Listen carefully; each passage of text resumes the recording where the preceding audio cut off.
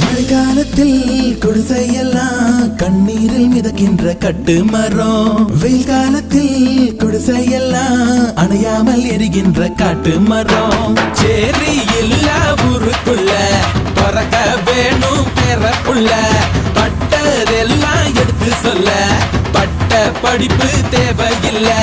தீபந்தம் எடுத்து தீண்டாமை கொளுத்து, இதுதான் என் கருத்து. அடியும் உதையும் கலந்து வச்சு விடிய விடிய விழுந்து வச்சா போக்கிரி பொங்கல், போக்கிரி பொங்கல்.